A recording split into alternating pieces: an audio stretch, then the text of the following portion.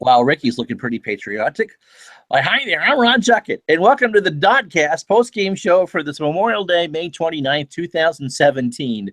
And just a quiet, thoughtful game of baseball between two teams, don't you think, Ricky? Yeah, no, absolutely. I mean, not a lot went on today. Just a nice day at San Francisco, but we'll get into all the particulars. But I'm sure, Ron, you and I would both like to say happy Memorial Day to everybody out there. And thank you to those who have served in our armed forces or are currently serving in our armed forces. Or we wouldn't get to talk about this baseball game today if it wasn't for you. So thank you to everybody out there. It was very nice that Major League Baseball across the country today honored at 3 o'clock local time a moment of silence for them, which is what happened actually had happened right during the seventh inning stretch.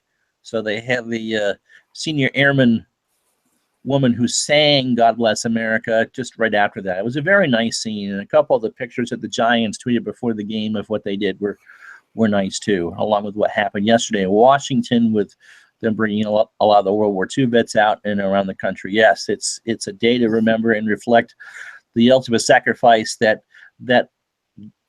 was made so we could live how we do today. All right, let's get to it. No one wants to talk about that or the game itself. They want to talk about the fight. So let's set this up. I got this a little bit wrong in the tweet. I meant to type a D instead of a C, but I hit a C. Hunter Strickland gave up 2 absolute moonshots to Bryce Harper in the 2014 NLDS. One in Game 2 and one in Game 4. Is that right? They showed it on ESPN. Yep, a series the Giants won, by the way. Right. And so it was the first time that these two had faced off against each other since that night. And by the way, we should mention that Game 1 of the Stanley Cup is tonight if you want to continue to see, fighting. And so Strickland on the first pitch brazed his butt with a 98-mile-an-hour fastball, to which Harper did not take very, good kindly to it and charged the mound. He chucked his helmet. There's some debate whether or not he was trying to hit Strickland with the helmet or not. He didn't. And then him and Strickland got into it and it actually exchanged punches. Harper hit him on the nose. Strickland hit him a couple times.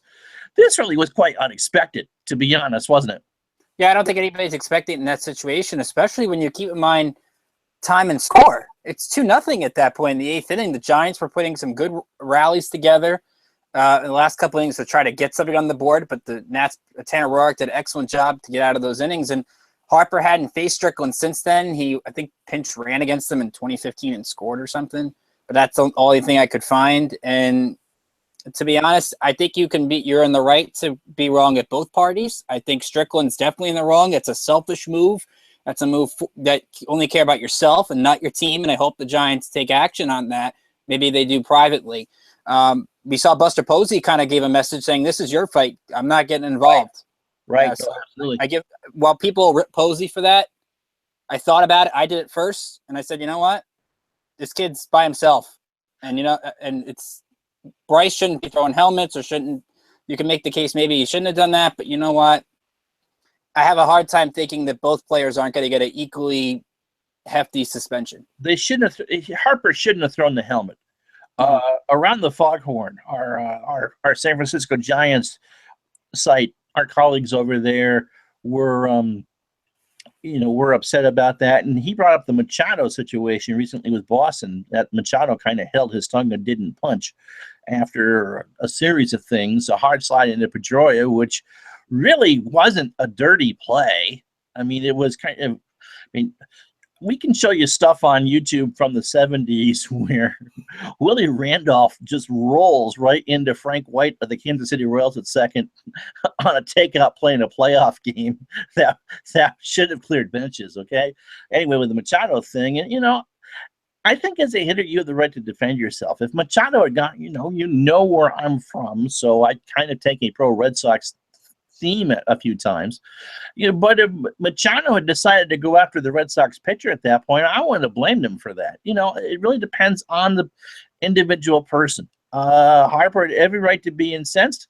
He had every right to talk to him, and I'm very thankful he didn't run out there with a bat, and we didn't see a redo of the Roseboro Marichal fight from 65. Let's be honest here. You mentioned the Machado situation. I think there are a lot of fans out there that wish Machado did something. The Red Sox were throwing at Machado for past history, right? More so than the slide into Pedroia at the time. And I think Bryce Harper, people look at his past history, people see how arrogant he can be and takes flack for it. Not in this case. I think this is a case, just a pitcher that was whiny about giving up a couple of home runs in a series they won. And look, I'm for one, it's kind of MLB, and you look at their way they've decided suspensions, they don't penalize pitchers enough for throwing at people. So if you're not going to do that, it's hard to not be totally mad at Bryce Harper. You can be mad that he put himself in a situation where he's going to cost you games because of being suspended, especially on this long of a road trip potentially. But I think that in the end, you're right. Hitters have to defend themselves, and good thing he didn't bring out the bat. Nobody got seriously injured, which was weird that the Giants had 4 players, including, I think, Hunter Pence, who's still rehabbing from injury, trying to get Strickland off the field and calm him down in the dugout. That was one of the more bizarre things, because I'm sure there was some punches thrown away from the camera. Strickland really wanted to go back after Harper. It took 3 to drag him off the field. And by the time they got him back in the dugout, Ricky, there were 4, as you said, 4 players trying to calm him down so he wouldn't go back after him. I don't know what Strickland was thinking. If you're going to throw at someone at the behind, I mean, now it certainly was an intentional pitch. He's going to react. Let me get some live chat in here. Judo Joker says, I have a bit of MMA background, and I have to say that both of them show quite a bit of decent technique. I was impressed with the way that Harper threw a punch. I don't think he's gotten a lot of fights in his life. And Al Red Sox fan says hello. So yeah, I would imagine that the Giants are going to have to do some sitting down of Strickland on there, because usually once you throw those punches, you kind of calm down and everyone kind of stands around, kind of like what happened after. But I've obviously seen my fair share of fights. I've seen worse fights than today, but to see the reaction of the Giants trying to calm Strickland down is something I had never seen before.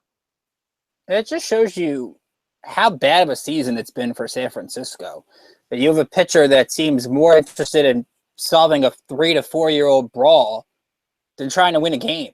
I mean, and you think about how great the Giants are. They've won so many World Series over the last 6 years. They've had a season riddled with injuries, and you saw it today. They don't get the big hits. I mean, their outfield, they're playing guys like Justin Ruggiano in the outfield, Bumgarner being out, and I liked what Byron Kerr tweeted during the game. And you think about where the Nats are right now. They're up so much in the division. And Kerr brought up a great point. He said, good, piss off a team that's running away at the NL East. Extra innovation with the long road just beginning. If you're looking for something that sort of fuels a team through a long trip with a big lead in the division, that might help. Yeah, I'll let you look at Twitter for a second. We haven't even gotten to the game totals yet. There was a game today, Billy, by the way. A long time to hold a grudge, though, Judo Joker says. Pretty petty by Strickland. Posey made the right decision, in my opinion, to let Strickland handle it himself. Keep it just between the 2 players and keep the other teams out. Worth said a few words, too. There was a picture posted of Zimmerman holding back Harper, and someone had put the caption on it, "Don't talk to my son like that ever again." I thought that was pretty funny. An Al Red Sox fan also brings up the Marichal and Roseboro brawl from 65, which involved Roseboro getting hit and bringing out the bat and trying to swing at it with Marichal. But to go back, I mean, 4-year-old grudge, it made no sense. And to get back to your point about where these 2 teams are on the opposite ends of the spectrum, Sean Kelly did not. We'll get to Sean Kelly in a couple minutes, but he ended up loading the bases with 2 out in the bottom of the 8th inning, and the Giants couldn't get anything across. Giants had the wrong part of the lineup in that inning. I mean, that's basically what it came down to, because you had in that 8th, to get to it here, Posey gets a base hit, Crawford gets a base hit, and the last guy you want up if they're the Giants, if bases loaded, is Ruggiano. Absolutely. I mean, if Belt's up or if Posey's up, Posey only hits solo home runs, by the way, so maybe it might have been a good thing. He was 2 for 3 today. Yeah, but you notice how the Giants also did some stupid base running things, too. They got thrown out twice trying to steal. Right. Belt's trying to run on 3-1 in the count, which you don't do, even though Posey's a hitter that doesn't strike out. you've got all the momentum going, and just the Giants, every time it seemed like they had a shot, just could not deliver. And that goes credit to Tanner Roark, who was excellent today. I think he had one of his best, if not his best start of the season. Oh, he looks incredible. In fact, the tease that you won't see if you're looking at this later was Roark pitched. I forgot what I said. It was cute. Roark pitched his heart in San Francisco. Let's actually start to talk a little bit about the game as Ricky peruses Twitter for quotes or any other reactions besides what Kerr said. The Nationals did win this game, by the way. They go to 31-19. They won today 3-0. 3 runs and 8 hits and no errors for Washington. No runs, 8 hits and an error for San Francisco. Tanner Roark really is the MVP of the game. He's now 5-2 on the year, and as Ricky alluded to, we'll get to the numbers in a second, really his best outing of the year. Pitched 7 strong innings, walked 1, I think struck out 6. Matt Moore pitched a heck of a ball game on the wrong side of that score. He's 2-6, also threw in the 7th inning, and Coda Glover, which will get lost in all this, threw a clean 9th inning. 3 quick up and 3 quick down. Also lost today, it's the fact that Zimmerman went 3 for 4 with some laser bullets. Murphy had a home run in any other park, but he had a double that off the wall and far right, and Rendon went 2 for 4 today. So overall, even though they only had the 8 hits, the middle part of that order hit pretty well. No, absolutely. Zimmerman had a great home run in the 2nd inning. Yes. Like you said, it was absolutely crushed. He had another strong game today in the middle of that lineup. Murphy, another clutch double, and the Giants again made a dumb mistake. I think it was. I'm picking on Ruggiano a lot. Well, but he overthrew Panic, which that's a close play at the plate if they throw it to the cutoff man. But They got to run off of that. Right. But you look at Zim, Murphy, and Rendon today, a combined 7 for 12 with 3 RBIs. Yeah, Ruggiano was caught stealing, and Belt was caught stealing. And so we're going to look at Matt Wieder's stats in about a week going, he's doing a lot better job throwing out base runners. One of those funny things, the stats don't tell the story. In runners in scoring position today, Washington went 1 for 6. Same as San Francisco, and they stranded 7. But again, I mean, no one's going to care in the grand scheme of things because of what happened. Let's go through Roark's line, 7 innings, 6 hits. He walked 1 and struck out 6. Well, I did that from memory. 112 pitches, 71 strikes. Excellent, excellent stuff. Ollie Perez picks up the hold as 4th. 2/3 of an inning, a walk and a strikeout. Sean Kelly, not a great effort. 1/3 of an inning, 2 hits. But that was it. But by that point, no one was paying attention to what was actually going on in the game. and Glover, as I said, just excellent stuff. An inning and 2 strikeouts. He threw 12 pitches, Rick, for 9 strikes. Glover's been absolutely in sync since getting this job, and I talked about it a few weeks ago. You give him clean innings and give him a chance to win this job, because Dusty was putting him sort of in tough situations, was not giving him his own innings, and now he is, and he's delivering with his nasty pitches. A couple of quotes I want to throw out there. Dan Steinberg, who writes for the Washington Post, had a couple of things. He had a tweet quoting Ray Knight. I guess Ray Knight said this on the postgame show that Masson does. If Strickland had a bat up there tomorrow and I was the manager, I'd say, hey, you hit that big boy the first time he's up, which Strickland does not bat. So let's also keep that in mind. Right. And he found a quote from the San Francisco Chronicle in 2014. I'm guessing this is after the home run. Here's Strickland's quote. Mm-hmm. And tell me if this is not a bit an irony here. Okay. You've got to forget it. You've got to have a short memory and go for it, because this isn't about me and my stats. This is about the team and moving forward. I would play that quote to him over and over and over and over again, because he did the exact opposite of what he said in that quote today.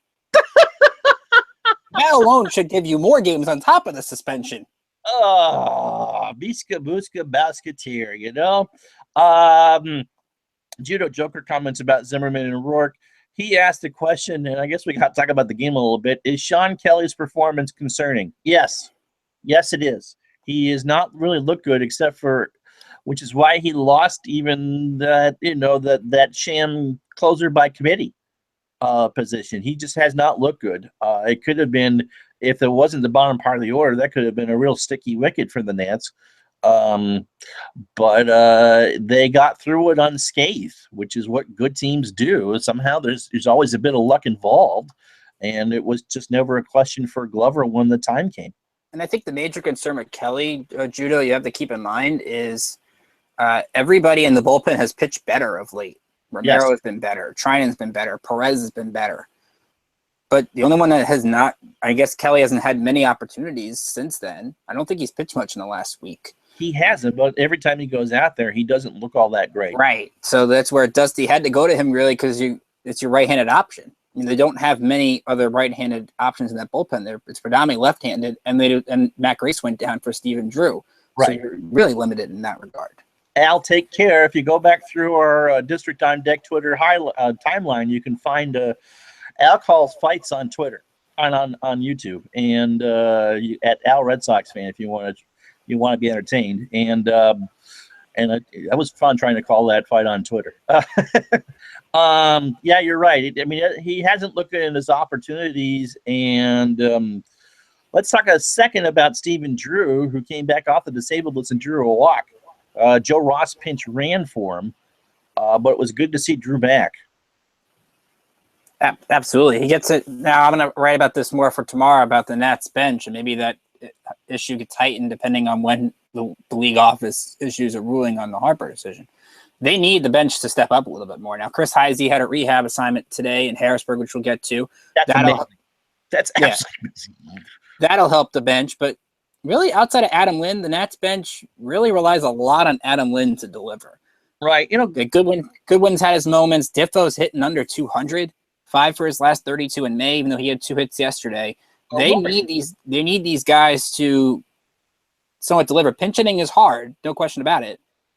But it's tough when you play a game like yesterday where you have 4 guys on that sit and you're relying on these guys to contribute and they're not getting it done, and Dusty relies on the bench to deliver. Yeah, but you get the chance to hear Unchained Melody on the Washington Nationals PA system. Defoe needs to be playing every day in Syracuse. He's too young to be rotting on the bench. Goodwin had a good week. You can't have 2 infielders on your bench that do the same thing in Drew and Diffo. Right, absolutely. Let me really quickly go through the rest of the division because it was Memorial Day. There were a lot of day games as we crossed 7:30 here in the East. The Mets beat Milwaukee 4-2, so the upstairs part of the Keeler household is extremely happy today. Selman was the big winner, or Gazelman, right? He pitched well today for the Mets. 2 RBIs today, too. Oh, wow. I'm trying to find it. Okay. Miami and Philadelphia have just started. Bottom of the first, no score. Atlanta is playing the Angels. Mike Trout, by the way, for the Angels, had an MRI. They're waiting to see whether or not his finger is broken. He's going to be gone for a while, which is sad for baseball altogether, especially if he's still out for the All-Star game in about 6 weeks. And to throw out the American League Washington market team, the Orioles snapped a losing streak. They beat the Yankees today 3-2. So that takes care of the rest of the day in Major League Baseball that you care about. Oh, yeah, Minnesota blew an 8-run lead to Houston. Houston won that game. As if you didn't see that enough on the ESPN broadcast while we were watching the game, because let's put this out there. Next 2 days, well, today and tomorrow when I do the game, I'm going to be watching on ESPN because it's the only way we can provide live feeds. Right. You got live tweets without delaying it when you guys tweet about it. So we're watching a game on ESPN. Believe if Bob and FP say something cool, tweet it to us. We'll retweet it out there. The fact that they kept going picture in picture between games and doing this Houston Twins thing, they were suddenly obsessed with this game that they had to do split screen half the time or split screen updates. I mean, that's not how you run a game. You're supposed to focus on the 2 teams. Right. That are playing that you have, and it's not like ESPN they've had a game at 1, they have a game right now, so it's not like they had to put 30 teams into one broadcast.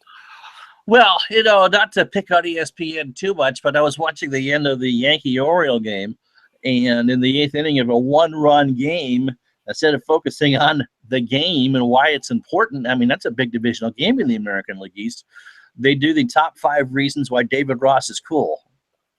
Ooh, just crossed the wires. Mike Trout has a torn ligament in his left thumb, surgery an option. Trout was having a Triple Crown year Okay, here's the tweet from Strickland. Okay. Strickland said trying to go inside because he left NLDS pitchers over the plate. I could see how 2014 stays in people's minds. That's the past. That's from Alex Pavlovich, who covers the Giants for NBC Sports Bay Area. Bochy said it looked bad. It does, no question about that. He has talked to Strickland about situation and timing. Which, by the way, also you can find it on CSN Bay Area. Mark Zuckerman pointed this out too before the game. Matt Williams does pre and post for the Giants. Mm-hmm. So I'm sure he had some interesting comments. Yeah. About Harper that I'm going to watch when we get off of here. There was no way that wasn't an accident. No. You knew it at the time. I mean, just from where it was thrown. Thankfully, he didn't hunt at his head. But that was not an accident. There was no way in hell that pitch was an accident. All right. Ricky has the minor league scoreboard. I've got Twitter open just in case something else pops up. So if you want to go through the minors, go for it, my friend. All right, let's talk about it. Let's start with 3 games or final, 1 game in progress. Let's do the game in progress. That's Hagerstown. They're taking on the Delmarva Shorebirds. Rough start for Carlos Pena so far. Delmarva's up 4-0. Delmarva's right fielder Jake Ring is 2 for 2 with 3 RBIs so far. So the Suns will have some needing a big comeback here, down 4-0, but that game's still in the top of the second, so plenty of time. Suns have scored a lot of runs, so they're never out of any game. At AAA, Syracuse lost to Gwinnett this afternoon 4-3 in 10 innings. The Chiefs are now 15-31, so it's been a rough season for them. But a good story has been Clint Robinson. 2 for 4 with a couple RBIs. He had the sac fly in the top of the ninth to tie it. He's up to 34 runs batted in this year. I saw coming in today, he's hitting just under 280 in the month of May, which is good because he hit under 200 in April. So he's off to a much better start this month. Greg Ross got the start, went 7 innings, gave 3 runs, 7 hits, struck out 3, walked 3 in the no decision. Neil Kotz ended up taking the loss for Syracuse in this one.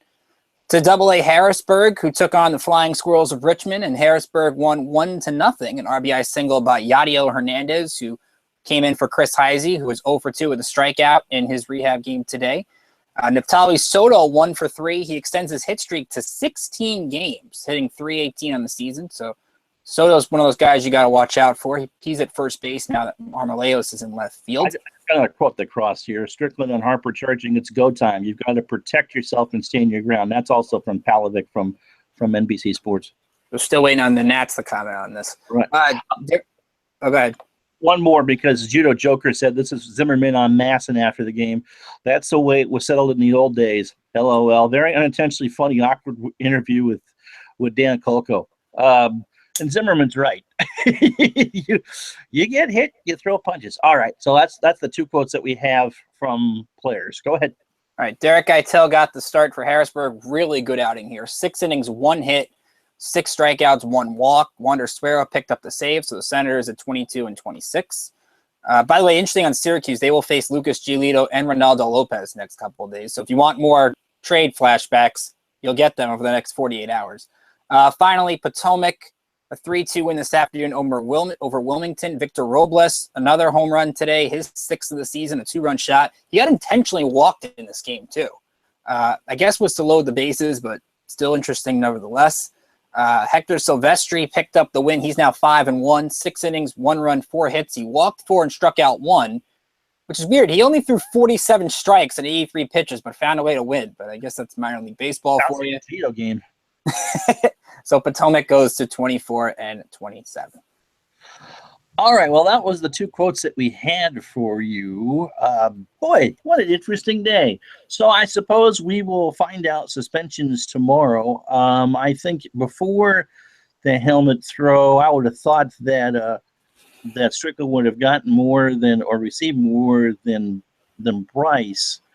But I think now with the helmet throw, even if it was or wasn't intentional, we had Will headline on Twitter said that he thought it'd be 5 for Harper and 3 for Strickland. I can't see Strickland getting less than Harper, and he also thought that, and I agree with this, that if Strickland had been hit with the helmet, that we would have been looking at least at 10 for Harper, which I do agree with. If the helmet had hit, I think Harper would have gotten more, but I'd be I'd be really surprised if Strickland got less out of this than Harper, don't you? I agree with you. I think it's what it should be. I don't think I would be surprised, just because I don't think baseball comes down hard enough on pitchers. I think that they're going to look at Harper and look at him as sort of one of the faces of the game, and you're out there throwing a helmet and throwing punches. Yeah. I think that Harper is going to, you know how when you're in a fight and it's sort of the second person that gets in trouble more than the first person? It's always the cover-up, not the crime. Exactly. And Harper has a past history, not with punches or anything like that, but he gets into it with umpires. He had his fair share of ejections the last couple. That's his ninth ejection of his career, from when I saw. Right, and I think that's it shouldn't play a factor, but I wouldn't be surprised if it does. And I just get the feeling, Ron, that whenever this gets announced, whether it be tomorrow or Wednesday, that I think we're going to be disappointed, because I can get the feeling Harper's going to get more than Strickland. Okay, well, that wouldn't surprise me. It should be equal, and I'd say 5 apiece. But we'll see what happens. And of course, there are appeals, and so even if Harper is suspended, he certainly will be suspended on this trip. That doesn't mean that he will serve that suspension here. He could wait till they go back to New York sometime in the middle of June, right? Yeah, actually, it's a few weeks from now. So right, or June, like 15th, I think it is. Or they can wait, or he can wait until they get into at least back home, and then drop the appeal and serve the suspension on the next homestand. So it's, even though he will be suspended, he does not have to serve it right away. But you remember last year, Harper got the 1-game suspension for coming back onto the field and cursing at the umpire after the walk-off. He ended up appealing and serving his suspension during a doubleheader, which was probably one of the weirdest things that you'll see. So I wouldn't rule that out there. It's tough, because you're on the middle of a long West Coast trip, and you don't want to play a man down when you're out west. No, which is why I think that they will immediately appeal. If Joe Torre wants to be a stickler about it, they can run the appeal pretty much from anywhere. We have the technology to do that. But I would think that they will be gratuitous enough to at least wait until the Nationals come back home. That's my thought. It doesn't mean it's right, but that's my thought. And I'm sticking to it. All right, so we've held you long enough. We ran articles that really don't seem to matter now. We should mention one of our writers, Drew Douglas, is working on a piece that will go up hopefully sometime tonight about the incident, and I'm sure one of us will write about the incident more tomorrow when something happens in terms of suspensions and things like that. Something that's going to go early too, anyway, right? What were you going to? I have more on the bench and Stephen Drew's return, and maybe I'll add a wrinkle in from Harper too. So. And if the Harper stuff comes up during the day, I'll take care of that, since I'm pretty much off tomorrow. All right, you can follow District on Deck on Twitter at District on Deck. Give us a like and subscribe to this video right here. This video will be in whatever one of these things, and like and subscribe. We do this after every game day. Give us a like on Facebook. We've actually gotten a bunch of people to like us now, and more people to like us on Facebook. We appreciate that. We post stuff when we can for Ricky Keeler. Oh, and join me tomorrow night, 10 o'clock. So grab 10:15 first pitch. So grab the coffee, grab whatever you need, and I'll be on the DoDCast postgame as well. Gio against Jeff Samardzija. Interesting pitching matchup. I wrote about it in 5 to watch. Samardzija has only walked 1 batter in the entire month of May and has struck out 44 after a rough April, so it could be a tough task for the Nats offense. Now, Samardzija punched Morris in that fight. Morris got in the way of a Samardzija punch. Exactly. Big body blow there. Gio takes the mound here. The Nats pitching staff has been excellent over the last week or so, but Gio's walked more guys than anybody in May, and even though this lineup is not what you expect out of the Giants, you can't do that more often than expect to win. So Gio's got to get back to the April form. Maybe facing this struggling offense can do that for him. All right, so we will have live DoDCasts after both of these West Coast 10:15 starts. Ricky tomorrow and me on Wednesday. Aren't we lucky? The Duncan will be flowing someplace, that's for sure. So until then, for Ricky Keeler, I'm Ron Juckett. We wish you the rest of the good holiday, and we will talk to you. He will talk to you tomorrow night. Good night.